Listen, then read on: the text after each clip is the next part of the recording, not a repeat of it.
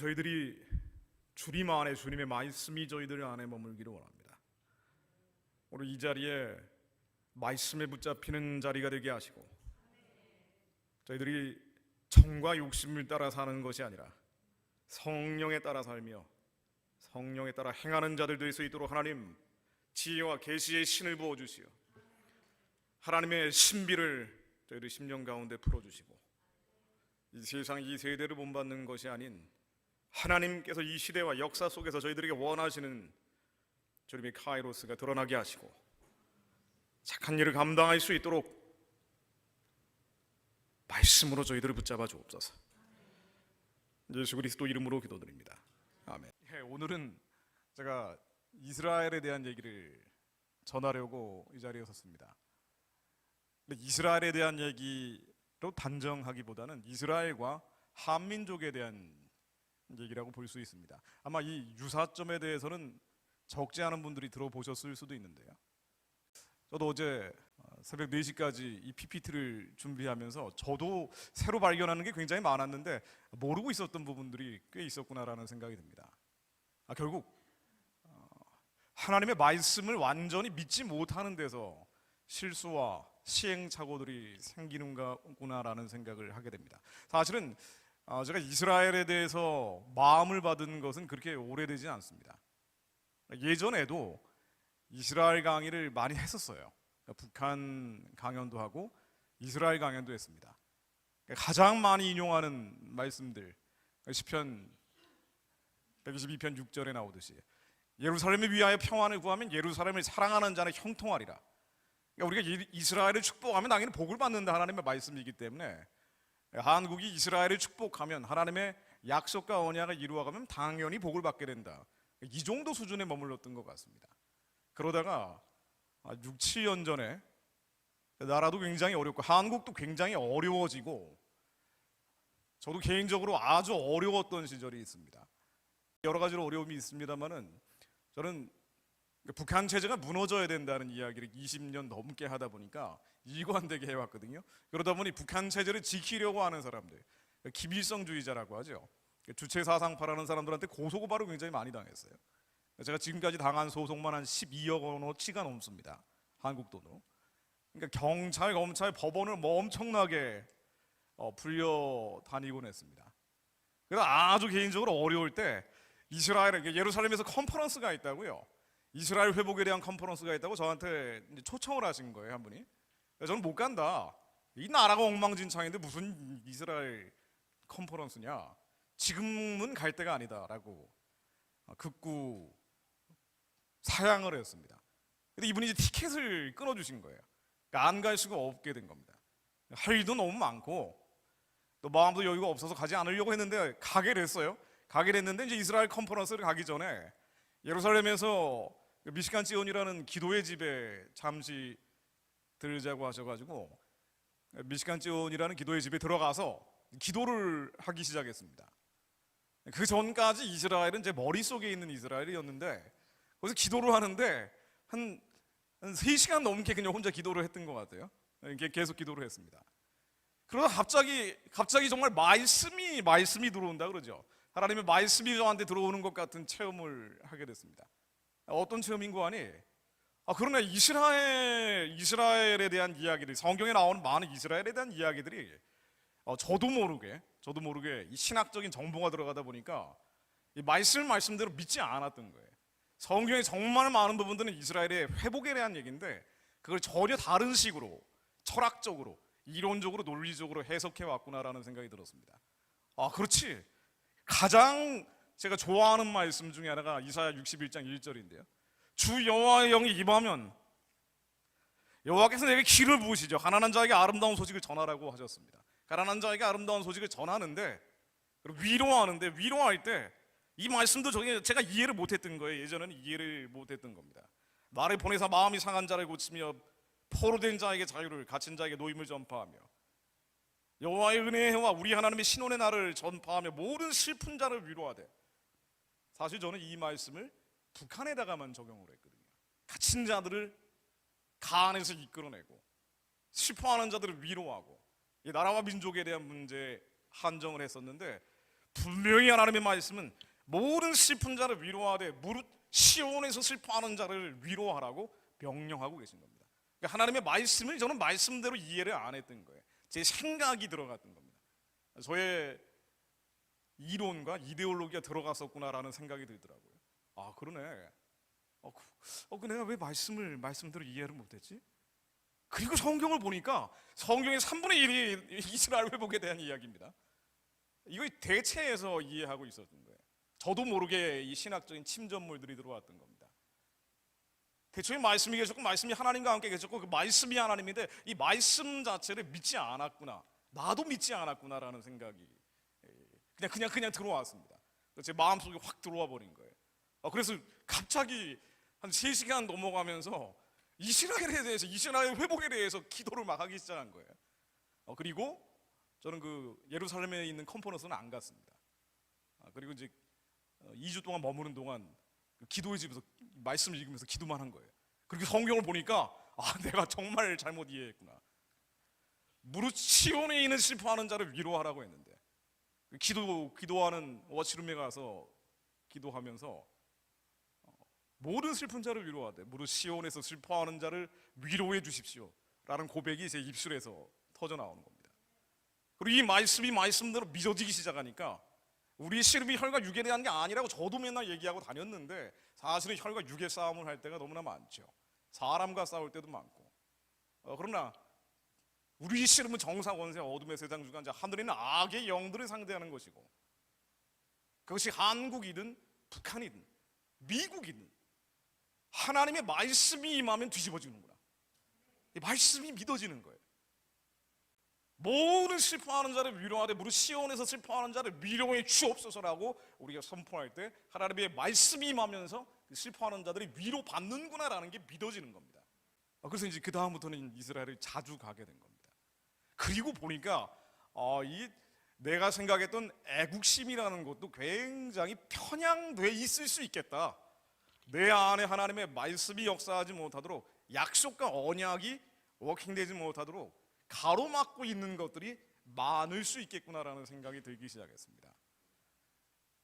그래서 예수 그리스도의 말씀 앞에 모든 이론과 견고한 진들이 깨어지게 해달라고 저 자신을 위해서 기도하기 시작했습니다. 그러다가 통곡의 벽에 갔는데 여기서도 제가 머리가 열리는 체험을 했어요. 이 사람들은 당연히 유대교 신자들이죠. 그런데 다른 건 모르겠지만 하나님의 말씀에 대한 경외감, 두려움은 너무 대단한 거예요. 통곡의 벽 앞에서 하나님 말씀을 그냥 읊조리고 있는 거죠. 종일종일하고 읊조리고 있는 겁니다.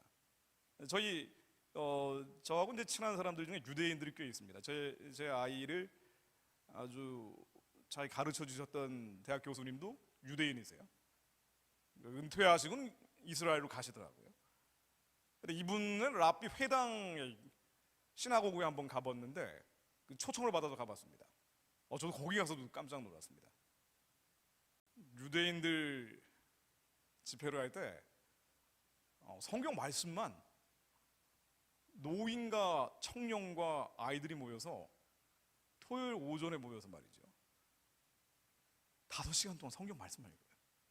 시애틀 거기가 그랬는지 모르겠는데 나중에는 저는 아주 거의 진이 빠질 정도로 있더라고요.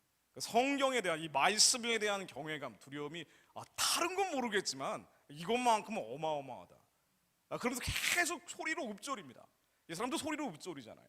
그리고 시편 1편 1절에 나오는 여호와의 율법을 즐거워해 종일종야로 묵상한다는 게 바로 이스라엘어 하가라고 얘기하죠. 입술로 읊조리다가 감동이 될 때 부르짖어 기도하는 겁니다. 말씀을 소리내어 있는 게 굉장히 중요하구나 라고 이 나라와 민족, 한국의 상황과 이 한민족의 상황에 대치를 시켜보니까 우리가 왜 믿음을 잃어버렸을까? 왜 한국 사람들은 지금 이렇게 많은 기독교적 부흥을 했는데도 불구하고 하나님의 언약과 약속을 잊어가고 있을까를 생각해보면 예전 세대, 우리 아버지 세대, 또 그 아버지 세대하고 비교를 해보는 말이죠, 성경을 소리내어 읽지 않는 데서 많은 원인이 있겠다는 생각이 들었습니다. 왜 그러냐면 예전에 조선시대 그 가난과 질곡 속에 빠져 있을 때 유경을 공자와 맹자를 소리내어 읽었잖아요. 다른 건 모르겠지만 이 전통 하나만은 물려준 거예요. 복음이 들어왔을 때 성경을 눈으로 보는 사람들이 없었습니다. 한자로 된 성경이기도 했지만 소리내어 읽는 것이 너무나 자연스러웠던 거예요. 성경을 소리내어 읽어서 믿음은 들음에서 나기 때문에 나의 입술로 고백할 때 가장 강력한 믿음이 우리 선조들에게 들어간 게 아닌가라는 생각이 들어갔던 겁니다. 이 사람들을 보면서 말이죠. 아닌 게 아니라 20만이 한성 감옥에서 복음을 접했을 때 사형 선고를 받고 목에 칼을 차고 동료 간수가 동료 죄인이 성경책을 넘겨주면서 소리내어 같이 읽다가 20만이 설명을 해주고 감방 안이 빛으로 가득 차는 체험을 하면서 그 빛 가운데 빨려 들어가는 성령 체험을 하게 되죠. 그리고 사람이 뒤바뀌어 버린 거예요. 사형선고 받고 이제는 죽는 사람인데 마음속에 하나님의 나라가 이루어지기 시작하니까 이제 죽어도 상관없다라고 생각하면서 감옥을 복당이라는 이름으로 바꾸고 전도를 하기 시작한 게 바로 20만의 성령 체험이었습니다. 성경을 읽다가 만난 거죠.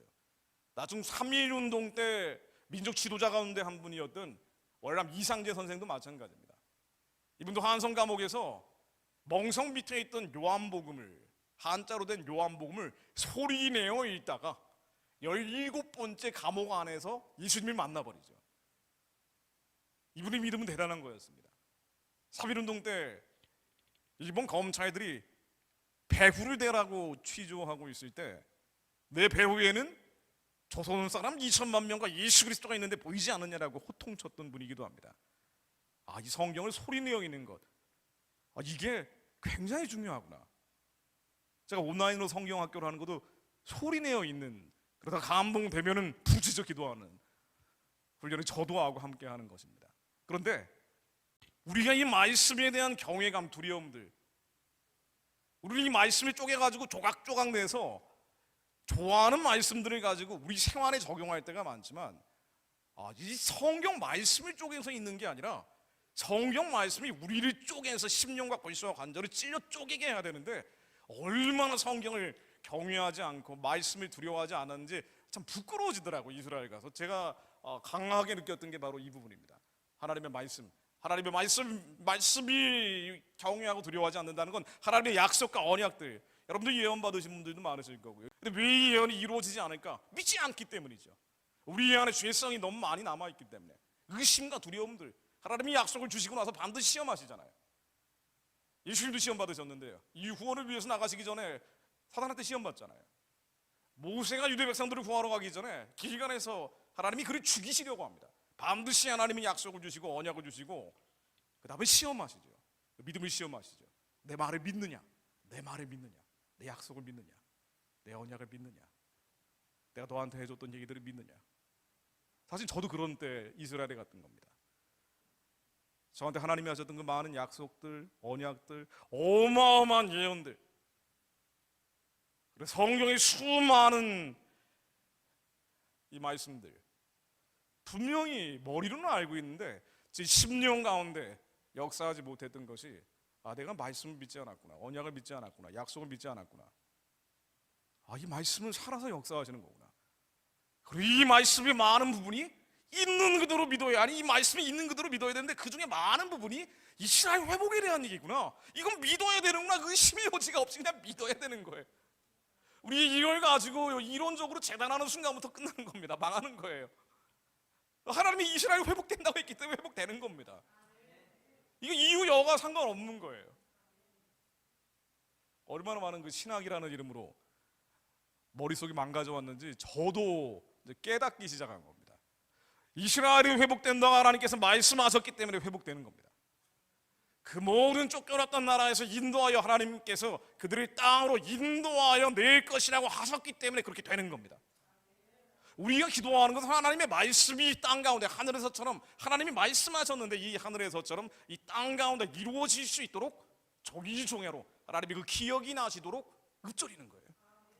하나님이 이 약속이 실제의 기업이 되게 하옵소서. 하나님 또한 우리 자신에게 해주셨던 그 수많은 언약들, 약속들, 그 예언들, 하나님이 실제로 땅으로 만들어진 우리 육신 가운데 이루어지게 하옵소서. 주님, 저희들이 말씀에 사로잡히게 하시어 주님이 채찍에 맞음으로 나음을 입었다는 말씀이 저희들에게 응하게 하옵소서. 예수 그리스도의 이름으로 예수 안에서 우리가 구하는 것들이 이루어질 것을 믿습니다. 모든 질병들이 예수 이름으로 다 떠나갈지어다. 믿어지더라고요. 믿어집니다. 그래서 저는 뭐 특별한 은사가 없는데 제가 제 병을 고치는 일도 뭐 벌어지더라고요.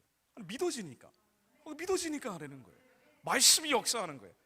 말씀이 임하면 영적인 착고가 풀어집니다. 말씀이 임하면 영적인 쇠사슬이 예수 그리스도 이름으로 다 깨져버립니다. 우리가 이 착고와 쇠사슬을 찾고 있는 것은 말씀이 임할 때까지 훈련받는 거예요. 그러나 말씀이 임하면 뒤집어집니다. 한반도에 하나님의 말씀이 임하게 하옵소서. 이 미국 전역에 하나님의 말씀이 임하게 하옵소서. 하나님 말씀으로 응하여 주옵소서. 얼마나 믿지 않는지요. 우리가 회개하는 건 그것들이죠. 너무 믿질 않아요. 하나님의 약속을, 언약을, 이 말씀을 믿지 않습니다. 그러나 말씀은 실제이기 때문에 믿는 자들의 부르짖음을 통해서 실제로 벌어지고 있는 알리야 운동 안에 돌아온다고 웨슬리가 돌아오고 있는 거예요. 갑자기 이스라엘이 대체 신학이라고 되어 있는 그게 아니라 실제로 이스라엘이 건국돼 버렸잖아요. 2000년 동안 묻혀있던 이 말씀이 드러나는 겁니다. 이제는 요즘은 이런 걸 부정하는 분위기가 조금 줄어들었습니다만 그럼에도 불구하고 여전히 신학교에서는 대체 신학 위주로 가르치죠. 그러나 실제로 벌어지는 일들이에요. 제가 오늘 강조해서 말씀드릴 부분이 한국과 이스라엘인데요. 이것도 역시 말씀이 실제가 돼가는 과정입니다. 우리가 왜 북한 구원과 해방을 위해서 기도하는 거 아니에요? 북한 사람들이 불쌍해서 그런 것도 있죠. 너무 불쌍하잖아요. 어떻게 같은 동족인데 저렇게 처참하고 가련하게 살아갈 수가 있습니까? 그래서 북한 주민들을 포갑하고 있는 북한 정권은 평화적으로 무너져야 합니다. 또한 북한의 체제는 우상숭배 체제일 뿐 아니라 태양신 체제입니다. 김일성, 김정일, 김정은의 태양이라고 섬기는 태양신 체제, 바알의 제단, 아세라의 제단이에요. 예수 그리스도 이름으로 평화적으로 무너져야 합니다. 자, 그런데요, 우리가 잊고 있는 것, 아주 많은 경우 잊고 있는 것 중에 하나, 왜 북한이 열려야 하는 거 아니에요? 사실은 이스라엘의 회복을 위해서입니다. 북한이 열려야, 그래야 선교의 길이 열리는 거예요. 23만 명의 북한 지하 기독교인들이 자라나면 그들이 많은 사람들이 지하 기독교인들인데요. 북한이 복음화됩니다. 북한이 복음화돼야 이 사람들이 만주로 연해주로 북진합니다. 복음을 들고 가는 거예요. 북한이 열리면 어떻게 할 거예요? 저 사람들 어떻게 할 겁니까? 김정은을 위해서 목숨 바쳐 싸우겠다고 하든 어릴 때부터 신앙 고백하듯이 자아 비판하고 호상 비판하면서 다른 사람 비판하고 자기가 없는 문제를 만들어서 거짓말하는 게 훈련이 되어 왔어요. 비참하고 가련하게 짝이 없는 인생들이에요. 남한에 오고 미국에 와도 적응이 안 되는 탈북자들 많습니다. 아마 주변에서 보셨을 거예요. 어떻게 할 거예요? 이분들은 어떻게 할 겁니까? 복음 들고 북진시켜야 합니다. 예수 이름 아니면 회복이 되지 않아요. 김일성 신에 잡혀있던 사람들은 예수의 영이 아니면 절대로 살아날 수가 없습니다. 북한은 다른 방식으로는 회복되기가 어려워요. 북한은 선교의 전초기지가 돼야 합니다. 동방의 예루살렘이 다시 회복되는 것 말고는 다른 길이 없어요. 그리고 이것이 하나님이 원하시는 것입니다. 평양에 하나님의 성전이 세워질 거예요. 38,000 김일성 동상들이 무너진 자리에 하나님이 거룩한 교회들이 세워질 겁니다. 그래서 살려낸 사람들과 함께 만주로 복음 들고 가는 거예요. 열애주로 가는 겁니다. 그리고 이 사람들이 중국을 흔들어 깨울 거예요. 중국에 능통한 사람들이기 때문에. 중국의 라오가이라는 정치범 수용소에 갇혀있는 사람들이 무려 550만 명입니다. 전라남도 전라북도 주민 합친 것보다 더 많은 사람들이 갇혀있다고 합니다. 이 사람들의 많은 사람들은 위구르족이라 그러죠. 신장 지역에 있는. 그리고 셔넌 공연하는 빠룬궁 사람들이 있습니다. 그리고 정말 많은 사람들이 지하 기독교인들이에요. 북한의 정치범 수용소가 해체되면 중국의 라오가이가 해체됩니다. 550만 명의 수감자들이 풀려나면서 많은 사람들이 복음을 들고 중국을 흔들어 깨울 거예요. 이 사람들이 카자흐스탄, 우즈베키스탄, 키르기스탄으로 달려갑니다. 그리고 경배의 대로가 열리게 될 거예요. 아수르 사람들이 예수께 돌아오고 애굽의 사람들이 예수께 돌아오고 그리고 이스라엘에 있는 사람들이 예수께 돌아오는 일들이 일어납니다. 왜? 성경에 그렇게 나와 있기 때문이에요. 그래서 이스라엘에 복음을 전하며 북한에 가장 처참한 경험을 했던, 홀로코스트의 경험을 했던 북한의 치아 기독교인들이 홀로코스트의 경험을 가지고 있는 이스라엘 백성들에게 당신들의 아픔을 나도 압니다, 우리 아버지가 당했고 당신들의 아버지가 당했던 그 아픔 가운데 하나님의 역사가 있습니다. 이수가 그리스도요, 주님께서 반드시 다시 오십니다. 많은 이들이 주님께 돌아올 겁니다. 그 영적인 창구가 북한인 거예요. 마지막 때 예수님 오실 길을 예비하기 위해서 막고 있는 영적인 코르크 마개가 북한 정권인 거예요. 그래서 예수 그리스도의 면허리 평화적으로 무너질지어다. 무력이나 폭력이나 와이요, 이건 인간이 하는 방식이에요. 하나님의 말씀이 임하면 평화적으로 무너집니다. 하나님 저 땅에 하나님의 두려워하는 지도자가 세워지게 하옵소서. 남한이 엉망진창이고 이게 뭐 수습이 안 될 정도로 기울어 간다 그래도요, 걱정하지 마세요. 하나님의 말씀이 임하면 북한 땅에 하나님의 두려워하는 지도자가 세워집니다. 하나님이 경외하는 지도자가 세워질 거예요. 북한의 치아 기독교인이 북한의 지도자로 세워질 수도 있습니다. 김일성을 신으로 섬기고 있는 김정은은 예수의 이름으로 이제는 자리에서 내려오라 그래야 돼요. 우상체제가 무너진 자리에 하나님 거룩한 성전들이 세워지게 하시고 예수 오실 길이 예비되게 하옵소서. 우리는 그래서 북한 기도 더 열심히 하는 거예요. 적어도 저는 왜 북한 체제가 무너져야 된다고 이렇게 얘기하는 거 아니에요. 그래야지 이스라엘까지 복음이 들어가기 때문이에요. 한국과 이스라엘은요 너무나 유사점이 많습니다. 한국 못 잡아먹어서 안달복달하는 게 북한이잖아요. 이스라엘 못 잡아먹어서 안달복달하는 게 아랍 국가들 아닙니까? 근데 북한과 아랍 국가는 형제 관계예요. 그들 스스로 형제의 나라다라고 얘기를 해요. 핵무기 미사일 기술을 공유를 합니다. 북한이 제공을 해줘요. 이스라엘 못 잡아먹어서 안달복달하는 아랍 국가들에게. 하마스에게 땅굴 기술을 전수해 주는 게 누구겠어요? 너무 쉬운 질문인데 북한입니다. 영적인 어둠이 어둠끼리 뭉쳐 있어요. 이스라엘과 한국이 건국된 날짜도 같다는 것은 아시죠? 1948년 5월과 8월 3개월 차입니다. 그런데 무엇보다도 겪어왔던 고난이 비슷합니다. 시련과 환난이 비슷합니다. 한민족의 고난과 시련과 환난이라는 것은 제가 지난 금요일에도 많이 말씀드렸습니다마는 칼과 기근과 추방이었어요. 칼은 전쟁이고 기근은 가난과 굶주림이고 그리고 나중에 하나님의 심판이 임하면 추방당하는 거예요. 얼마나 많은 사람들이 한국에서 추방당해 왔습니까? 조선족들도 고려인들도 한반도에서 살 수가 없기 때문에 추방당한 사람들이에요. 그들을 디아스포라라고 합니다. 디아스포라는 원래 유대인들의 흩어진 사람들을 얘기하지만 한민족에게 가장 정확하게 적용되는 단어이기도 합니다. 지금도 한국이 살고 어렵기 때문에 많은 사람들이 해외로 나가잖아요. 미주에 계신 분들도 마찬가지예요. 일본 사람들은 해외로 잘 안 나갑니다. 근데 한국 사람들은 잘 나가는 이유가 좁은 땅에서 치열하게 머리가 터져라 무지고 뜯고 싸우다 보니까 이게 싫은 거예요. 고난과 시련과 환난, 결국에는 많은 사람들이 추방당하고 임진왜란, 병자호란 때는 무려 60만 명의 사람들이 중국에 끌려갔습니다. 여자와 어린아이들이 노예로 팔려가서 적응 못하고 오니까 다시 돌아오기도 했어요. 유대인들도 마찬가지입니다. 수많은 시련과 환난과 고난 속에서 특이하게도 한국 사람들처럼 이 시련, 환난, 고난이 심해지면 멸종이 돼버리는 경우가 있는데요. 여진족이 사라지는 것처럼, 거란족이 사라지는 것처럼, 수많은 종족들이 사라져버렸던 것처럼 사라져야 되는데 한국인들은 사라지질 않았어요. 이게 하나님의 특별한 은혜입니다. 언젠가 하나님께서 쓸 때가 있다고 보셨기 때문이겠죠. 말씀이 남아있던 유대인들도 마찬가지예요. 그 많은 시련과 환난과 고난과 나라가 없어가지고 여기저기서 팔려다니면서 살았던 사람들이 2000년이나 나라를 잃어버렸는데 AD 70년에 로마 군대가 와서 이스라엘을 점령하고 나서 그 다음부터는 없어져 버린 거 아니에요. 그럼에도 불구하고 살아남았어요. 이 시련과 환난과 고난 속에서 살아남았는데 그 끔찍한 형벌은 말로 형언하기 어려울 정도로 고통스러웠던 것은 사실입니다. 자, 그림 몇 장만 보여드릴게요. 이 십자군 전쟁 때 이 밑에 이제 깔려 있는 게 유대인들이에요. 이 중세 시대에 그린 그림입니다. 십자군 전쟁은 사실은 하나님의 뜻을 이룬다기보다는 유대인들 잡아 죽이는 전쟁이 돼 버렸죠.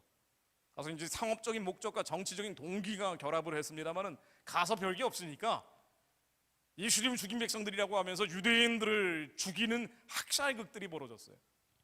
뭐 거의 예루살렘을 한번 침략했을 때는 11세기 예루살렘 침략했을 때는 유대인들의 80% 이상이 죽었다라고 기록이 나와 있는데 이게 도대체 가능한 일인지 모르겠습니다만 그야말로 벌레 잡듯이 죽였던 건 맞는 것 같아요. 역시 13세기 프랑스의 습합니다. 십자군 전쟁에서 밑에 잘려서 살려달라고 있는 저 밑에 있는 사람들이 유대인들입니다. 마녀 사냥이라고 중세 1000년 동안 많이 했죠. 마녀 사냥이라고 우리 흔히 듣는 그 말이죠. 마녀들은 어떤 사람들이 마녀였는 거 아니에요. 마녀로 죽인 사람이 1000만 명이 넘는다는 기록도 있어요. 캐톨릭에서 이걸 공식적으로 인정을 잘 안 하려고 하는데 물론 사과는 한번 했어요. 로마 교황이 한번 사과는 했는데 1000년 동안 사람을 죽였으니까 얼마나 많은 사람을 죽였겠습니까? 근데 어떤 사람들이 마녀인고 하니 과학자들, 당시 과학 기술을 개발하려고 하면서 문명을 발전시켜야 된다, 질병 치료를 연구하던 사람들, 이런 사람들 마녀로 불러서 죽였고요. 그리고 방언하는 사람들 많이 죽였습니다. 그리고 유대인들을 죽였죠. 유대인들은 마녀 사냥당하면서 틈만 나면 한 지역에 전염병이 번지면 유대인들을 마녀 사냥하면서 죽인 거예요. 그러니까 유대인들을 죽이고 있는 모습입니다. 역시 마찬가지, 유대인들을 상징하는 그림들인데 중세에 그려진 거죠. 폴란드에 있는 캐서릭 성당의 이 벽화로 남아 있는 겁니다. 유대인들이 아이들을 납치해가지고 학살한다라고 음해하는 그림이에요. 이것도 마찬가지로 유대인들이 아이들을 유기해서 잔혹하게 해부하고 있는 것을 그린 겁니다. 실제로 이런 일이 없었는데도 불구하고 유대인들에 대해서 이렇게 싫어했다는 얘기예요. 자, 역시 중세 그림인데요. 제일 밑에 있는 그림을 보면은 이 유대인들입니다. 유대인들은 무조건 지옥 간다는 거예요. 중세 시절의 시련과 환난과 고난이라는 것은 여러분들이 잘 아는 셰익스피어의 베니스의 상인에 나오는 샤일록이 유대인으로 나오죠. 살을 띄워가지고 그걸 가지고 장사해 먹으려고 그러잖아요. 유대인들은 하여튼 나쁜 놈들인 거예요. 어딜 가나 유대인들은 핍박과 환난과 시련과 고난이 끊임이 없었습니다. 자, 그러다가 나중에는 이 종교 개혁을 한 다음에도 마찬가지였던 거예요.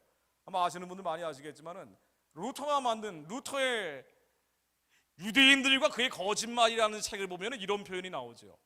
유대인들은 진짜 거짓말쟁이다. 굶주린 개떼들이다. 그래서 시너거그를 다 태워버려라. 유대인 회당들은 보이는 대로 다 태워버려라. 이게 루터가 종교 개혁을 했던 루터가 한 얘기입니다. 그만큼 유대인들은 나라가 없기 때문에 어디 가서나 시련, 환난, 고난을 겪었고 또 현지 사회에 적응을 흡수가 되질 않았거든요. 자기들만의 공동체를 만들었고 어릴 때부터 토라를 읽으면서 문화 공동체, 언어 공동체를 지켜왔기 때문에 흡수가 되질 않은 거예요. 게다가 어릴 때부터 성경 말씀을 종일종야로 읊조리다 보니까 유대인들은 유전적으로 머리가 좋아요. 그러니까 어쩔 수가 없습니다. 성경 말씀을 어릴 때부터 읽으면은 하나님이 영이 역사하기 때문에 머리가 좋아질 수밖에 없는 거예요. 그러니까 유전자가 바뀌는 거죠. 그러니까 유대인들은 머리가 좋습니다. 이 머리 좋은 사람들이 나라는 없고 그러다 보니 항상 황제 재정 관련 문제들을 유대인들이 맡아서 했어요. 근데 이 돈이 많은 유대인들을 권력 가진 사람들이 내버려 두지는 않는단 말이에요. 틈만 나면 개혁한다 그러면서 유대인들을 잡아 죽인 거예요. 그리고 그들의 돈을 탈취하는 일들이 반복되었습니다. 자, 이러다 보니 유대인들에게는 항상 상처가 많은데 결정적으로 홀로코스트까지 가는 거예요. 2차 대전 때 600만 명의 유대인들이 학살당하는 일이 생깁니다. 이런 안티세미티즘, 반유대주의, 하나님의 이름으로 가행됐던 적들이 너무나 많죠. 마녀 사냥도 그렇고 십자군 전쟁도 그렇고 사탄이 유대인들이 회복되지 못하도록, 하나님의 말씀이 이루어지지 못하도록, 이스라엘이 리바이벌 되지 못하도록 하나님의 이름으로 유대인들을 짓밟아온 거예요. 이 사단이 해왔던 일들입니다. 우리가 반유대주의 안티세미티즘이라는 것은 사단의 가장 대표적인 전략이에요.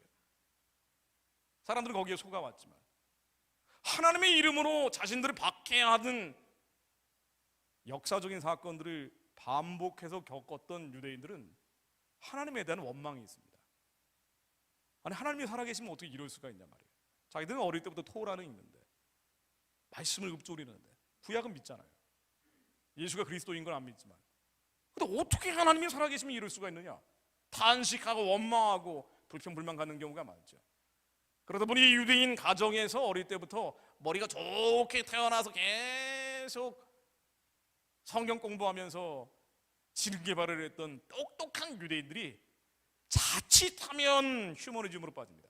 인류 역사상 휴머니즘, 인본주의라는 것으로 빠졌던 사람들은 참, 제가 이거 찾아보는 게 취미인데요, 거의 예외가 없이 유대인들이에요. 정말로.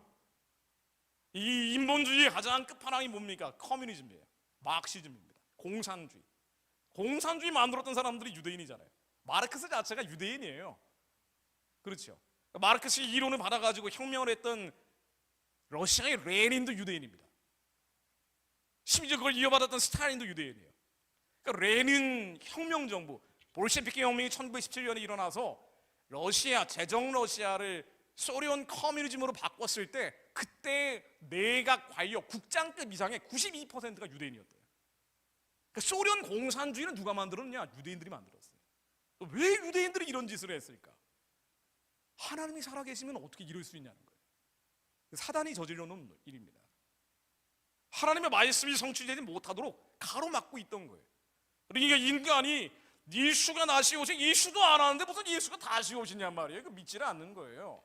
똑똑한 유대인들이 어쩔 수 없어, 우리는 이 땅에서 유토피아를 만들어야 돼. 그래서 유토피아니즘이라는 걸 개발을 합니다.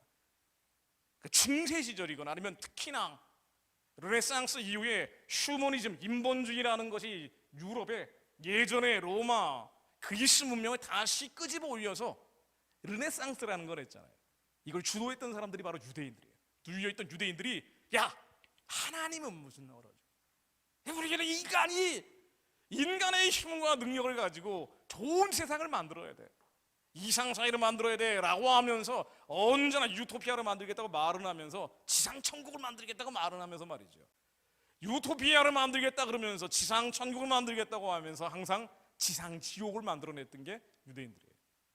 지금 네오마르크시즘이라는 게 서구 사회를 휩쓸고 있죠. 이미 1968년에 68혁명이라는 게 유럽에서 일어나면서 마르크시즘을 새롭게 변통시켜서 네오마르크시즘이라는 걸 만들었어요. 이 네오마르크시즘의 핵심이 뭔지는 대충 아시죠?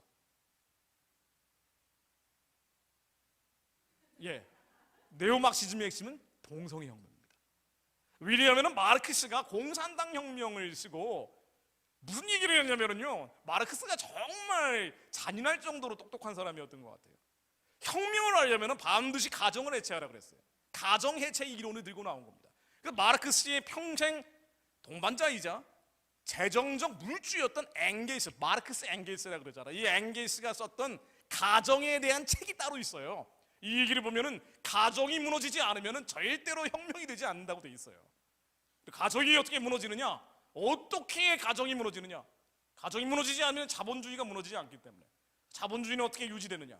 바로 유대적, 기독교적 일남일녀의 결합이 있기 때문에 가정이 유지된다는 거예요. 그래서 이걸 깨야 된다고 돼. 전통적인 가정을 해체시켜야 된다고 돼 있어요. 그런데 마르크시즘 혁명이 동유럽 사회는 쓸어버렸는데, 그래서 동유럽이 공산화됐잖아요. 1950년대, 60년대, 70년대, 80년대. 그런데 어른들 서유럽 정작 공산화돼야 돼요. 독일과 프랑스, 영국 종교개혁이 일어났던 지역들, 여기는 공산화가 안 되는 거예요.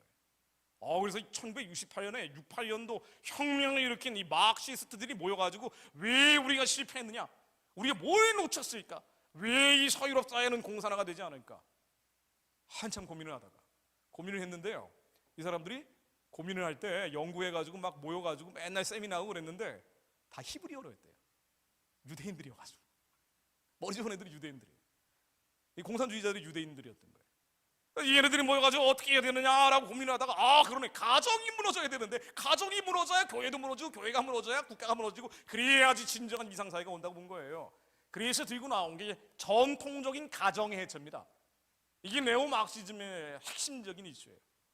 전통적인 가정을 없애기 위해서는 일녀와 밀녀의 결합을 없애야 되고 자유로운 성문화를 도입해야 돼. 네오마르시즘이라는 걸 끄집어내는 사람들도 바로 유대인들입니다. 하나님에 대한 원망 때문에. 여러분 뉴에이지라는 거 많이 들어보셨죠? 그러니까 신은 있는데 신에게 가기 위한 여러 가지 길이 있고 다양한 다원론적인 방법들을 개발하는 거. 이 뉴에이지적인 게 개발돼 왔던 것이 유대교의 카발리즘이라고 합니다. 그러니까 동방 종교를 유대인들이 받아들여가지고 유대교 안에 신비주의적인 걸 만들어 놓은 거예요. 제가 예전에 한참 방황하고 있을 때 20대 때 이 카발리즘 책을 막 번역을 하려고 번역까지 다 했는데 출판은 당연히 다행히 안 했습니다. 뭐 이 얘기하면 이제 배가 산으로 가기 때문에 정말 개발이 돼 있어요. 이 뉴에이지적인 전 세계 뉴에이지적인 문화들이 끌고 나가는 사람들을 보면은 유대인들이 많습니다. 헐리우드에도 유명한 제작자들 유대인들이 많다 그러잖아요.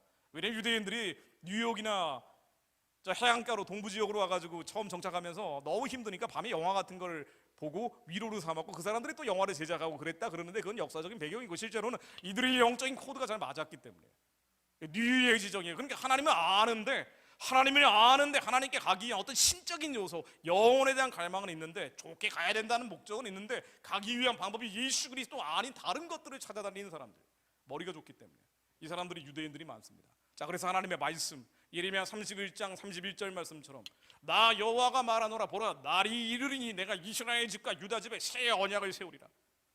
여러분 왜 이스라엘이 회복돼야 되냐면요 전 세계적으로 나쁜 것들은 유대인들이 만들어내기 때문이에요. 이러다 보니까 피상적인 모습들만 보고 이거 유대인 싫어하면서 반유대주의로 가는 사람들이 있습니다.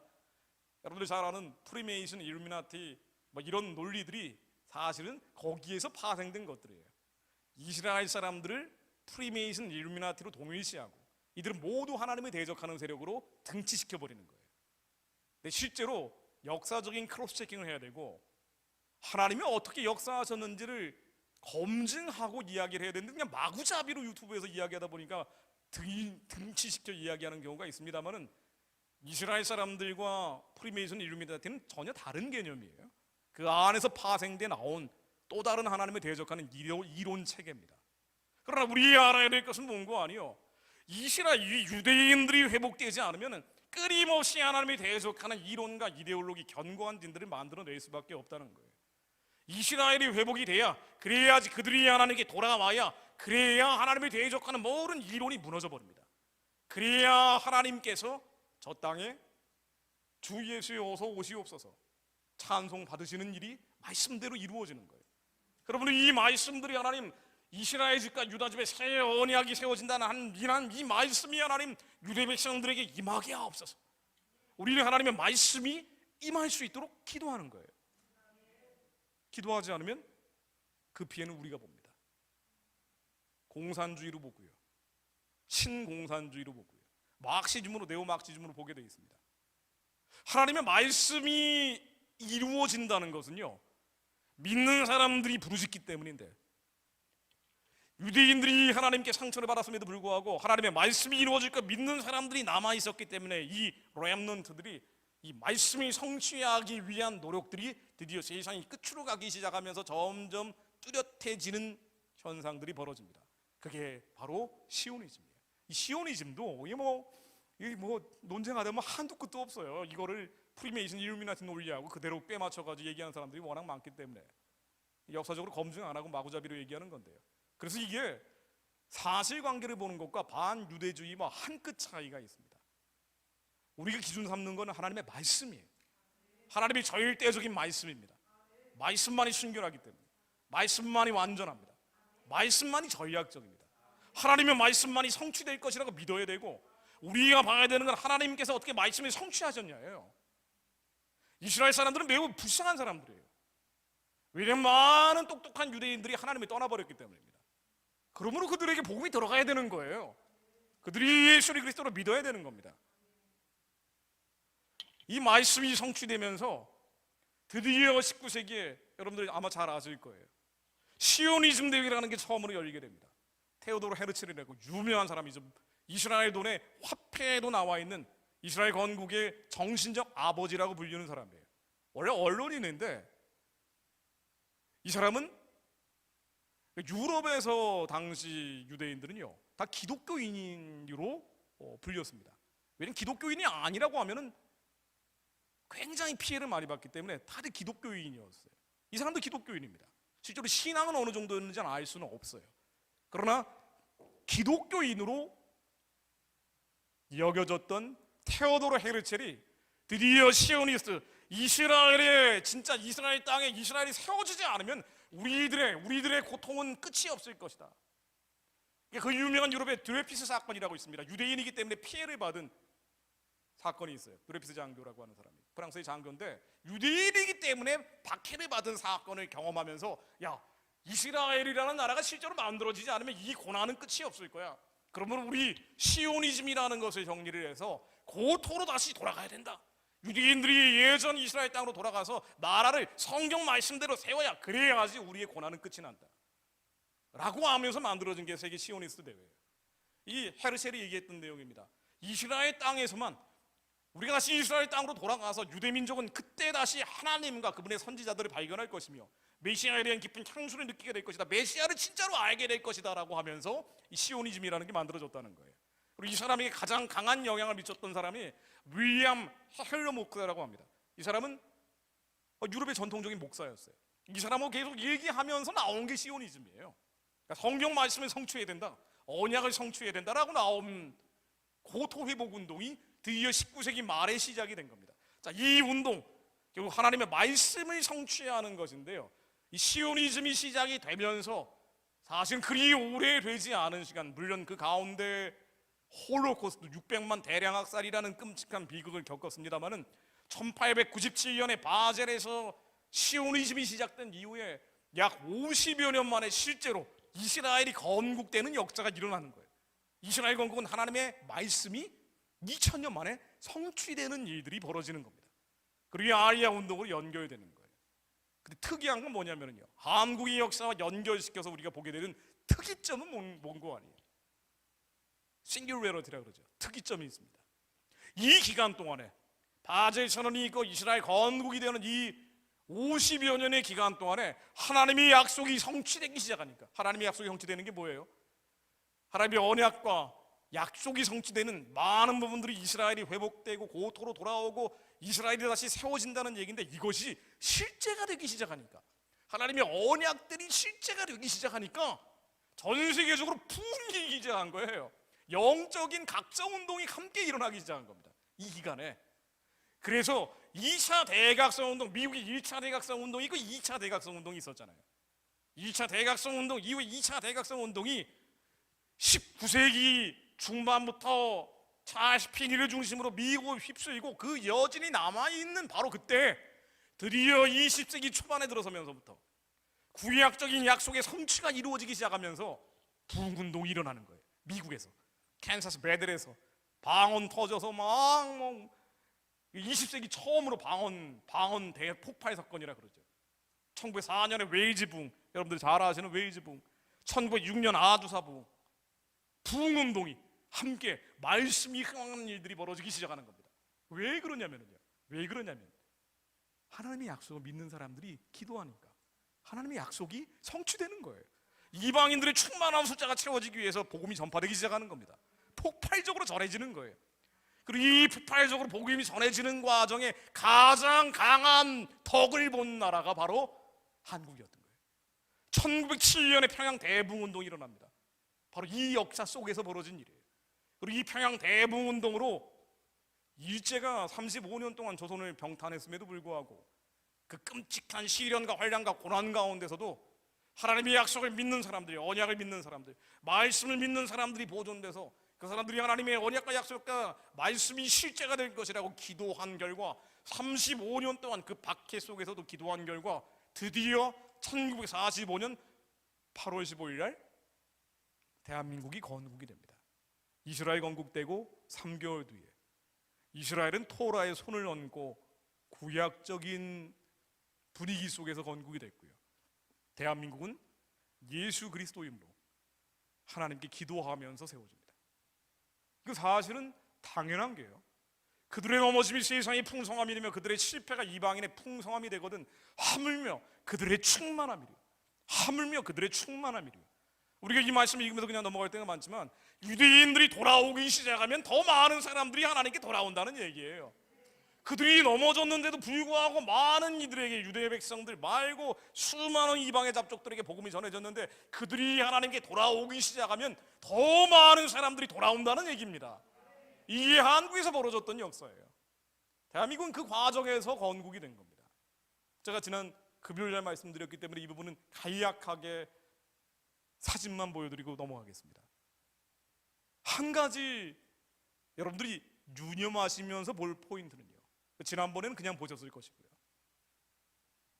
1897년 바젤 선언과 1948년 이스라엘 건국 그 과정에서 벌어졌던 일들이라는 거예요. 그들이 넘어져서, 유대인들이 넘어져서 복을 받았던 많은 이방 잡족들이 있었는데 이제는 그들이 다시 일어나기 시작할 때, 하나님의 약속과 언약이 성취되기 시작할 때 그 과정에서 복음이 폭발적으로 전도되며 벌어졌던 것이 대한민국 건국이라는 겁니다. 그래서 20세기 초반에 수많은 선교사들이 조선에 오기 시작하는데 평양 대붕운동에서도 이 민족이 언젠가는 하나님께 쓰임받을 수 있도록 기도하는 자들이 늘어난 거예요. 매티노블 선교사가 했던 얘기입니다. 평양 대붕운동 과정에서 하나님의 약속과 언약들, 하나님이 이 민족을 향한 부르심과 택하심이 무엇인지 기도하는 과정에서 감동받는 이들이 나오기 시작한 겁니다. 저주받고 가난과 굶주림과 칼과 추방으로 끊임없이 5천년 동안 박해받아왔던 조선 사람들이 가장 천하고 가장 고통받았던 사람들이 언젠가는 하나님께 쓰임받는 날이 오게 될 것을 믿습니다. 그 기도를 하는 사람들이 나타난 거예요. 바로 이스라엘이 회복되는 잉태기간에 1897년 바젤 선언 이후에 시오니즘이 실제로 잉태되던 그 기간에 1948년 5월 출산할 때까지 하나님께서 이 민족을 하나님의 방식으로 사용해 주시기를 바랍니다.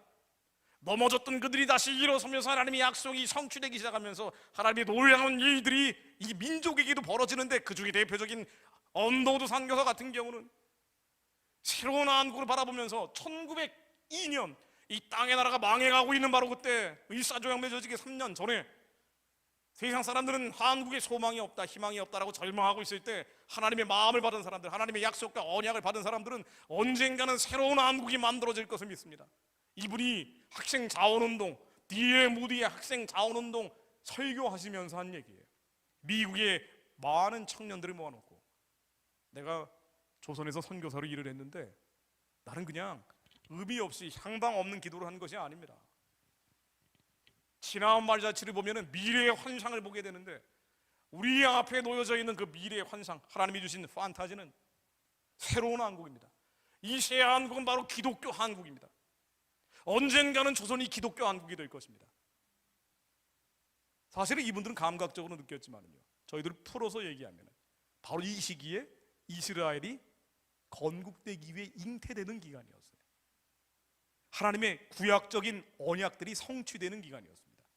그리고 조선에서는 기독교 왕국이 언젠가는 만들어질 것입니다. 그리고 기독교 권역이 만들어질 것이고, 그 기독교의 권역은 전 세계로 뻗어가게 될 것입니다. 선교하게 될 것입니다. 장신들을 만든 모페 선교사가 1차 세계에서 제일 첫 번째로 열린 1910년 6월 달에 스코틀랜드 에딘버러에서 열린 세계 선교대회에서 한일 합방이 되기, 진짜 조선이 망하기 얼마 되지 않은 바로 그때 땅의 나라가 망해가는데도 불구하고 언젠가는 기독교 한국이 될 것입니다. 언젠가는 하나님께서 이 나라를 영적인 강대국으로 만들어 주실 것을 믿습니다. 언젠가는 하나님의 언약과 약속을 믿기 시작하는 거예요. 우리 눈에 보이는 것, 귀 들리는 것을 믿고 가는 게 아니라, 비바람과 폭풍으로 보고 듣고 가는 게 아니라 하나님께서 어디로 가고자 하는지 그 약속과 언약을 발견하기 시작한 겁니다. 왜? 그 약속과 언약이 성취되고 있으니까. 유럽 땅에서 그게 성취되고 있었거든요. 그래서 언젠가는 한국이 기독교 한국이 돼서 영적인 강대국이 돼요. 영적인 강대국이 뭡니까? 선교하는 나라예요. 조선이 하나의 나라가 돼서 선교하는 나라가 돼서 저 대륙으로, 중국으로, 초원으로 몽골과 티벳을 넘어서 땅끝까지 복음 전하는 나라가 될 것입니다. 그 땅끝은 이스라엘이죠. 그런 꿈을 꾸는 사람들이 나타난 거예요. 선교사들의 제자 중에 대표적인 살았던 사람이 이승만입니다. 우남 이승만 사형 선고를 받았어요. 구한말에 제일 왼쪽에 있는 사람이죠. 사형 선고를 받았는데 사형 선고 받고 감옥 안에서 마음이 너무 어려우니까 예수님 만났습니다. 그리고 처음 했던 기도가 하나님 이 영혼을 구해주신 것처럼 나를 구해주신 것처럼 하나님 이 나라도 구해주십시오. Save my country라고 기도합니다. 이 나라를 구해서 하나님께 써달라는 거예요. 그리고 기도만 했습니다. 감옥 안에서 기도만 했어요. 그러다가 하나님의 기적이 일어나서 6년여 만에 극적으로 사면을 받고 석방됩니다. 기적을 경험하고 나니까 그러네, 내가 사형 선고를 당했지만 바울이 고린도후서 1장 8, 9절에서 내가 아시아에서 당한 환난을 당신들에게 알리기 원하는데 너무 심한 고생을 받아 사형 선고를 당한 줄 알았다 그러잖아요. 심한 고생을 해서 사형 선고를 당한 줄 알았습니다. 이것은 오직 죽은 자를 다시 살리신 하나님만 믿기 위함이라. 그렇죠. 이승만도 그랬죠. 진짜로 사형 선고를 당했습니다. 사형 선고를 당하고 오직 죽은 자를 다시 살리신 하나님만 믿었던 거예요. 그리고 나니까 하나님의 말씀이 임하면서 사면받은 겁니다. 그리고 했던 얘기가 독립정신이라는 책에서 언젠가는 조선이 인류국가가 될 것이다라고 얘기를 해요. 땅의 나라, 눈에 보이는 나라가 아니라 하나님의 언약과 약속이 성취되는 나라. 왜?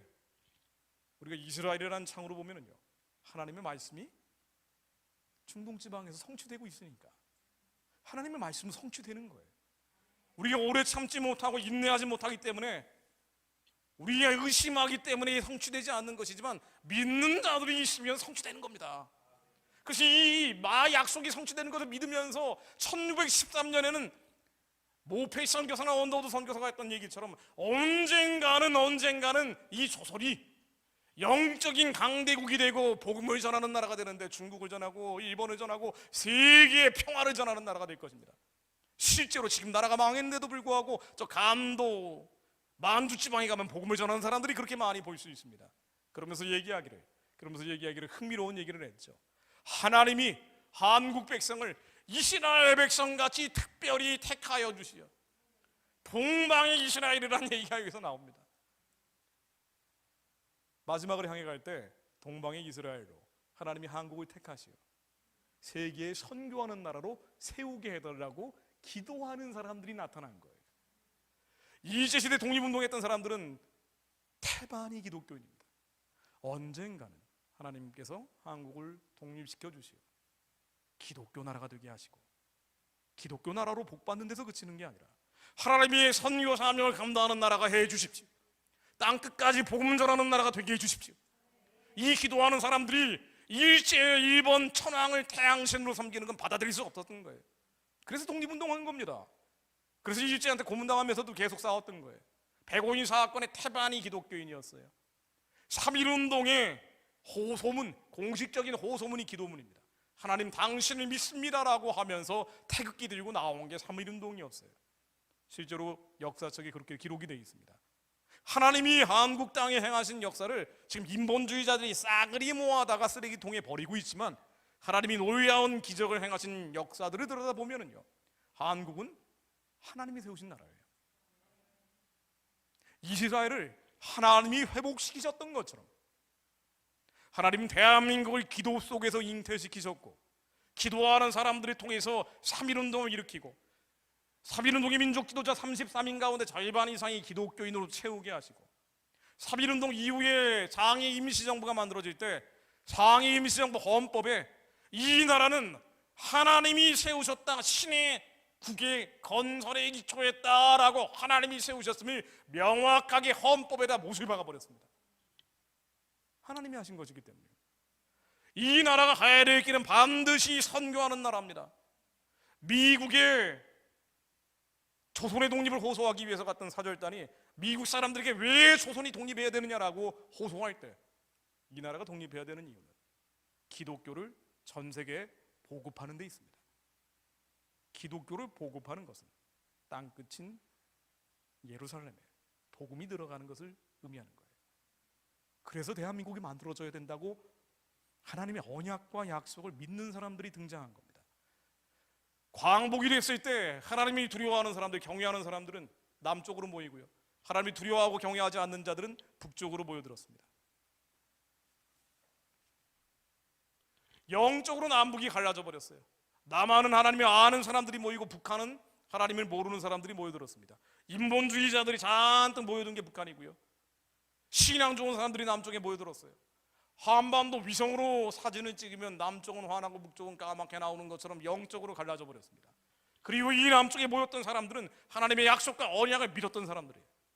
일제 35년에 어떤 면에서는 이스라엘 백성들보다 짧은 연단 기간을 거친 것인지도 모릅니다만은, 사실 그 이전에 워낙 민초들이 고난을 많이 겪었기 때문에 우리도 만만치가 않았어요. 유대인들 만만치 않게 고통을 겪었습니다. 우리가 5년에 한 번씩 외침을 당했다 그러잖아요. 960번 넘는 외침을 당했대요. 5천년 역사에서. 그러니까 5년에 한 번씩 외적들이 침략해 온 거 난리가 난 거예요. 한국 사람들은 항상 보찜의식이 있다 그래요. 보찜의식이 뭐냐면요, 난리가 언제 터질지 모르는 거예요. 난리가 언제 터질지 모르기 때문에 보찜 싸가지고 도망갈 준비가 돼 있어요. 국가에 대해서, 국가는 자기들을 늑탈하는 기관이에요. 뺏어가는 기관이에요. 그러니까 국가에 대해서 충성한다는 개념이, 미국 사람들은 좌파니 우파니 민주당 공화당도 성조가 나올 때는 다 격려하고 막 가슴에서 뜨거운 애국심이 막 불타오르고 막 다들 그러잖아요. 근데 한국에서는 조금 이상하잖아요. 같은 민주당이라 그래도 조금 이상한 면이 있잖아요. 이게 왜 그러냐면, 국가에 대해서, 국가는 항상 자기들을 뜯어가는 개념이라는 인식이 있는 거예요. 자기들을 포갑하고 억압하고 착취한다는 개념이 있는 겁니다. 한국 사람들 그 머릿속에는. 역사적인 상처입니다. 자, 이러다 보니까 이 남북이 완전히 갈라져 버린 겁니다.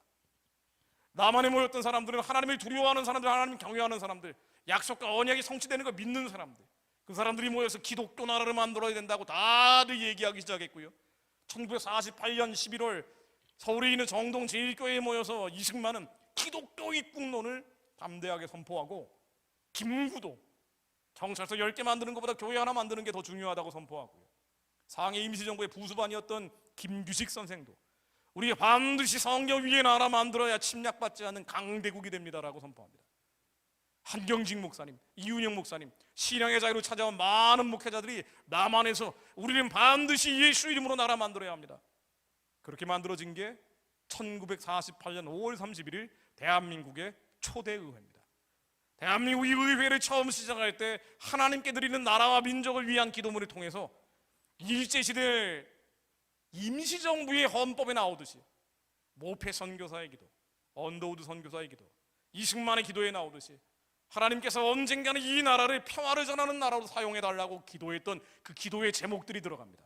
이게 하나님께 드리는 나라와 민족을 위한 기도문이라고요. 대한민국이 가장 먼저 만들었던 첫 번째 공식 문서예요.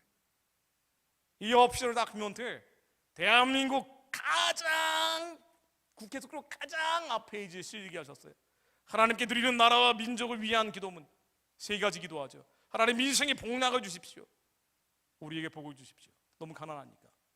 그러나 우리에게 복 받는 이유는 남북 통일이 되기 위함입니다. 하나님 남북 통일 되게 해주십시오.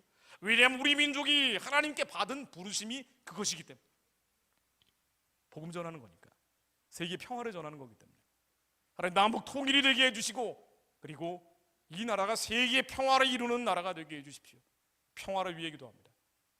하나님을 두려워하며 경외하는 자들이 언젠간 이 나라에 평화가 임하는 것뿐 아니라 그 평화를 전하는 나라가 되게 해달라고 이승만이 기도하고 세운 대한민국이었어요. 근데 공교롭게도 이승만 대통령의 부인 프란체스카 여사도 유대인이죠. 오스트리아계 유대인입니다. 참 희한해요.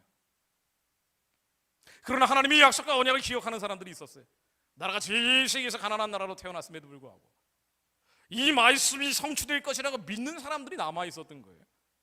6.25 사변이 터졌음에도 불구하고 그 많은 저희한 중에도 6.25 사변 중에도 기도하는 모임입니다. 나라가 어려울 때, 개인적으로 어려울 때도 광장으로 몰려 나왔어요. 6.25 전쟁이 끝난 다음에 기도하던 광장 기도의 모습입니다. 항상 사람들이 몰려 나와서 기도했어요. 73년도 빌그레암 집회, 74년도 엑스플로 집회, 하나님께 이 나라와 민족을 올려드렸던 대한민국은 나라와 민족이 어려울 때마다, 힘들 때마다, 우리 삶이 녹록치 않을 때마다 하나님께 기도하면서 그 위기를 계속 넘어왔습니다. 그리고 이제 코로나 팬데믹 시대, 세상이 이거 정말 끝으로 가는 거 아닌가라는 이상한 시대를 맞이한 게 바로 2022년 현재입니다. 여러분, 이스라엘의 문제든 북한의 문제든 정말 저 흐름 속에서 이해하지 않을 수가 없는 게요, 누구도 부인할 수 없는 것은 코로나 팬데믹이라는 게 이게 뭔가 세상 끝으로 가는 거 아닌가라는 그 분위기를 느낄 수는 있어요. 우리가 시한부 종말론이나 극단적 종말론은 반성경적 이데올로기입니다만은 그런 것을 배제하고 예수님이 다시 오실 것이라고 믿는 사람들은 이거는 뭔가 종말적 조짐 중에 하나다라는 걸 부인할 수는 없습니다. 자, 그런데 세상이 끝으로 가고 있다면 더더군다나, 예수님 오실 날이 얼마 남지 않았다면 더더군다나 주님께서는 종말에 이런 일들이 벌어질 것이라고 분명하게 말씀하셨습니다. 제가 처음부터 마지막까지 간증하고 있는 것은 이 말씀이 실제라는 거예요. 우리 이 말씀을 실제로 믿어야 된다는 얘기입니다. 그런데 이 말씀은 종말에 이런 일들이 벌어질 것이다 라고 얘기하고 있습니다. 요엘서 2장 27절에 이게 종말에 대한 대표적인 예언이죠. 그 후에 내가 내 영을 만민에게 부어주리니 너희 자녀들이 장래일을 말할 것이며 너희들이 그리는 꿈을 꾸며 너희 젊은이들은 이상을 볼 것이며, 이게 사도행전에 다시 인용되지 않습니까? 우리가 종말에 대한 이야기로 알고 있는데요, 이런 일들이 벌어질 때 그런즉 내가 이스라엘 가운데 있어 너희 하나님 여호와가 되고 다른 이가 없는 줄을 너희가 알 것이라. 내 백성이 영원히 수치를 당하지 아니하리로다. 이스라엘 가운데 있어, 내가 이스라엘 가운데 있어 너희 하나님 여호와가 되고, 하나님을 떠나버린 이스라엘 백성들이 하나님께 돌아온다는 얘기예요. 실제로 많은 이스라엘 백성들이 하나님을 떠나버렸죠. 인본주의로 가버렸기 때문에. 마르크시즘하고 네오마르크시즘을 주도하는 게 유대인들이라는 거예요. 그러다 보니 이스라엘의 사실상의 수도, 진짜 수도는 예루살렘이 됐지만 텔아비브 같은 경우는, 텔아비브의 동성애자들이 어느 정도 되는지 혹시 아세요? 몇 프로 정도 되는지 아십니까? 이스라엘이 동성애 천국이라 그러죠. 이스라엘 인구 중에 몇 프로가 동성애자인지 아세요? 아니, 저도 어제 찾아봤습니다. 뭐 퀴즈 내는 건 아니고요, 여러분들 기억을 좀 강하게 하기 위해서. 이스라엘 인구의 10%가 동성애자입니다. 어느 나라든 2%는 넘지 않아요. 이스라엘은 10%라는 거예요. 텔아비브, 그러니까 한국 돈으로 따지면은 10억 원 이상의 재정을 투입해서 퀴어 축제를 합니다. 나라에서 돈을 줘요, 퀴어 축제 하라고. 여기 이 사람들이 모일 때는 20만 명씩 모입니다. 지난번에 모였을 때는 20만 명 모였대요. 텔아비브에는 인구의 4분의 1이 동성애자예요. 지금 현재 이런 상황이에요. 세속주의, 그러니까 이 유물론적인 세계관이 이스라엘 백성들을 잡아버려서 마르크시즘과 네오마르크시즘, 지금은 동성애혁명 쪽으로 아주 빠른 속도로 가고 있어요. 그런데 그럼에도 불구하고 반드시 하나님께서 약속하시는 게 뭐냐면요, 그런즉 내가 이스라엘 가운데 있어 너희 하나님 여호와가 되고 너희 하나님 여호와가 될 거라는 거예요. 돌아오게 하는 자들, 이스라엘 백성들 가운데 하나님께 돌아오게 하는 자들을 반드시 만드실 것이라고 주님께서 명령하고 계신 겁니다. 우리의 임무는 하나님 이 말씀이 응하게 하옵소서, 이 말씀이 이스라엘 백성들 가운데 임하게 하옵소서. 사실 이스라엘 가서도요, 선교하는 게 녹록치가 않습니다. 근데 가장 강력한 선교는 뭔가 아니에요? 하나님의 말씀을 믿으며 기도하는 거예요. 하나님, 이 말씀이 실제가 되게 하옵소서. 이 말씀이 실제가 되게 하시어 바로 그 종말에 시온산과 예루살렘에 피할 자가 있을 것이며 남은 자 중에서 여호와의 부름을 받을 자가 있을 것이니라. 왜 그러냐면요, 마태복음 24장에서 예수님이 종말에 대한 이야기를 풀어갔을 때 이 종말에 제3성전이 세워지고 멸망에 가증한 것이 서지 못할 것에 서게 될 때, 바로 그때 이스라엘에 있는 사람들이 산으로 도망한다 그러잖아요. 하나님을 두려워하며 경외하는 자들이 나온다는 거예요. 예수 그리스도를 믿는 심장을 가진 자들이 나와서 숨게 된다고 얘기하십니다. 그럼 숨을 자들이 나와야 된다는 거예요. 하나님을 믿는 자들, 예수를 믿는 자들, 성령을 믿는 자들이 나온다는 겁니다. 마태복음 23장 39절에 나오듯 내가 너희에게 이르노니 이제부터 너희는 찬송하리로다. 주의 이름으로 오시는 이여 할 때까지 나를 보지 못하리라 하십니다.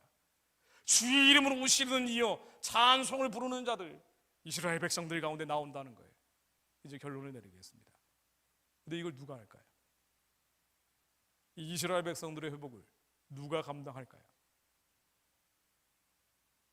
뭐 알고 계신데 얘기 안 하시는 거라고 생각을 합니다. 세계에서 인구 대비 선교사 가장 많이 보내는 나라가 있습니다. 대한민국입니다. 선교지 가서 목숨 걸고 아예 죽는 자들이 있어요. 미국 선교사들은 그렇게까지 하지 않는데요. 한국 사람들입니다. 한국인 선교사들은 선교지 가서 죽어요. 왜냐하면 아파봤기 때문이에요. 고난과 시련과 고통을 겪어봤기 때문입니다. 그래서 아픈 자들의 아픔에 공명할 수 있어요. 한국 사람들은 다른 나라를 침략해 본 적이 없습니다. 방어만 했어요. 때리면 그냥 맞았어요. 찌르면 찔렸습니다. 그 한이 남아있어요. 이 안에 예수 그리스도 안에서 승화시켜준 주님의 은혜로 인해서 이제 많은 나라에 가서 선교하는 이들이 한국 사람들 중에 세계에서 가장 높습니다. 그리고 무엇보다도 제가 처음에 말씀드렸던 것처럼 북한이 열리게 돼야 23만 명의 시아 기독교인들이 풀려납니다. 예수 그리스도를 믿는 자들이 북한 전역에 퍼져나갑니다. 2300만 북한 동포들이 복음화됩니다. 북한이 복음의 선진기지로 바뀌게 됩니다. 그리고 이 사람들이 자신의 친인척들이 있는 만주와 연해주에 가서 복음을 전하게 됩니다. 200만 조선족들이 중국을 영적으로 흔들어 깨우게 될 겁니다. 550만 중국 정치범 수용소 라오가이가 해체될 겁니다. 여기 갇혀있던 100만이나 된다는 중국의 지하 기독교인들이 카자흐스탄, 우즈베키스탄, 키르기스탄을 넘어 산을 넘어가게 될 거예요. 이들이 북한의 지하 기독교인들과 함께 아랍을 향해서 달려가게 될 겁니다. 이 아랍을 향해서 달려갈 때 하나님의 말씀이 또한 성취될 거예요. 이사야 19장 23절 그날의 애굽에서 아수르로 통하는 대로가 있어. 아수르 사람은 애굽으로 가겠고 애굽 사람은 아수르로 갈 것이며 애굽 사람이 아수르 사람과 함께 경배하리라. 애굽과 아수르의 중동 지방에 하나님을 경외하는 자들이 일어난다는 얘기예요. 그날의 이스라엘이 애굽과 아수르와 더불어 셋이 세계 중에 복이 되리니 이스라엘이 복을 받으면 전 세계가 복을 받는답니다. 이런 일들이 마지막 때 벌어진다는 거예요. 주님께서 말씀이 응하게 하실 것을 믿습니다. 주님 이 말씀이 응하게 하사 북한의 지하 기독교인들이 중국의 지하 기독교인을 살려내서 예루살렘에서 예수와 맞서로 선포하게 될 날이 오게 될 것을 믿습니다. 하나님 이 말씀이 응하게 하옵소서. 하나님 이 말씀이 응하게 하옵소서.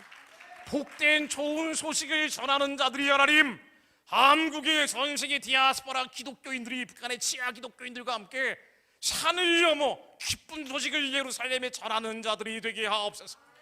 하나님 이 말씀이 믿는 자들이 더 일어나게 하옵소서. 하나님 이 말씀이 실제라는 것을 믿는 자들이 일어나게 하옵소서. 기도합니다. 하나님 저희들이 먼저 주님 앞에 회개할 것은 우리 식으로 말씀을 믿었던 것을 용서하여 주옵소서. 우리의 생각과 이성과 감정과 기분대로 말씀을 쪼개버렸던 것을 용서하여 주옵소서. 하나님 저희가 말씀을 쪼개는 것이 아니라 말씀이 우리의 심령 골수 완전을 찔러 쪼개게 하옵소서. 주님 말씀이 저희들 안에 생명인 검으로 살아 역사하여 주옵소서. 주님의 약속과 언약이 실제로 믿어지게 하옵소서. 주님 언약들이 이스라엘이 회복될 약속들이 이루어지게 될 것을 믿습니다. 수많은 순교자들과 선교사들이 이 민족 가운데 이 민족이 언젠가 기독교 영적 강대국이 되게 될 것을 하나님 감동받았던 그 약속과 언약들이 실제가 될 것을 믿습니다. 하나님 우리 자신을 향한 가정을 향한 하나님의 언약들이 실제로 이루어지게 될 것을 믿습니다. 하나님의 약속과 언약들을 이 성경의 말씀들을 하나님께 올려드리며 주여 삼차하며 기도합니다. 주여! 주여!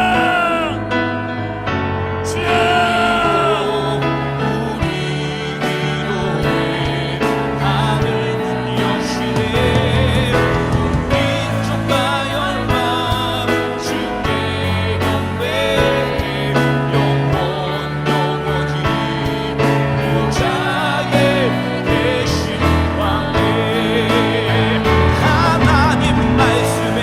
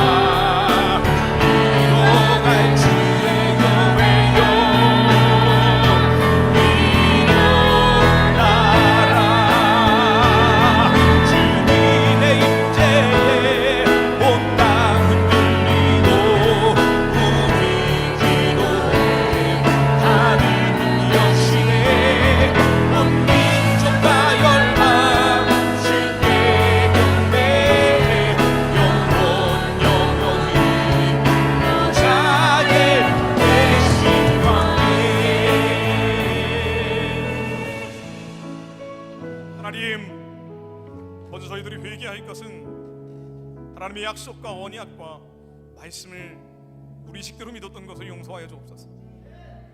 우리 안에 하나님에 대적한 이론과 이데올로기들과 온갖 잡다한 신학 정보들이 얼마나 많은지요. 하나님, 지성을 뛰어넘는 이 지식을 뛰어넘는 그리스도의 사랑이 예수 그리스도의 충만한 분량으로 채워지게 하시고, 그리스도의 장성한 분량이 우리 가운데 갖추어지게 하사 우리 영이 자라나게 하시고 우리 혼이 깨끗해지게 하시며 주님의 지혜와 계시의 신으로 저희들을 채워주시어 하나님의 부르심의 소망이 무엇인지 저희로 분명하고 선명하게 깨달아가게 하옵소서. 하나님, 주님의 말씀이 이 땅 가운데 이루어지게 하옵소서. 땅으로 만들어진 우리 육신 가운데 이루어지게 하옵소서. 우리 육체 가운데 모든 추악하도록 악한 영들이, 질병들이 예수 이름으로 다 떠나가게 하옵소서. 뱀의 대가리를 하나님이 성수를 예수 그리스도 이름으로 밟게 될 것을 믿습니다. 예수 그리스도 오는 이 모든 더러운 진들 예수의 이름으로 우리 흙으로 만들어진 육신 가운데 떠나가이치어라. 예수 이름으로 오는 이 더러운 것들 다 깨어져 떠나가이치어라. 우리 인생 가운데, 우리 자녀들 가운데, 우리 가정 가운데 하나님의 약속이 실제의 기업이 이르지 못하도록 가로막고 있는 모든 여리고의 진들 예수 그리스도의 오는 다 깨어져 무너질지어라. 주님의 말씀을 믿습니다. 너희가 저 안에, 내 말이 저희 안에 거할 때 기도하며 구한 것은 다 이루어질 것을 믿습니다. 하나님, 이 말씀이 믿사오니 저희들이 예수 그리스도 안에서 하나님 약속을 믿사오니 하나님, 이 모든 여리고의 진들이 예수의 이름으로 다 무너지게 하옵소서. 주님의 약속을 성취하시는 하나님, 이스라엘을 건국하시고 대한민국을 건국하시어 하나님, 주님의 약속이 실제임을 저희로 보게 하신 놀라우신 하나님, 기이한 행적을 알게 하신 하나님, 하나님, 이제는 북한의 우상숭배의 진이 속히 평화적으로 무너뜨려 주옵소서. 저 땅에 복음이 들어가게 하옵소서. 2,500만 가련한 동족들이 해방되고 구원받게 하옵소서. 저 땅에 하나님의 성전이 세워지게 하옵소서. 성전을 지을 제2의 언더우드가 하나님 미주 전역에서 지어지게 하옵소서. 병원 짓고 학교 지을 제2의 모패 선교사들이 하나님 미주 땅에서 일어나게 하옵소서. 살려는 자들과 함께 만주와 예레주로 초론으로 데리고 뻗어가게 하옵소서. 예루살렘 땅 끝까지 뻗어가게 하옵소서. 수천 년 지국적에 살아온 가련한 이스라엘 백성들을 구원하여 주옵소서. 저들이 예수께 돌아오게 하옵소서. 함께 예수가 마시아임을 선포하게 하옵소서. 하나님의 거룩한 부르심으로 저희들을 불러주시니 감사드립니다. 우리 심장 가운데 이 불씨가 거대한 횃불로 점점 자라나게 하실 것을 믿습니다. 주님 감사합니다. 예수 그리스도 이름으로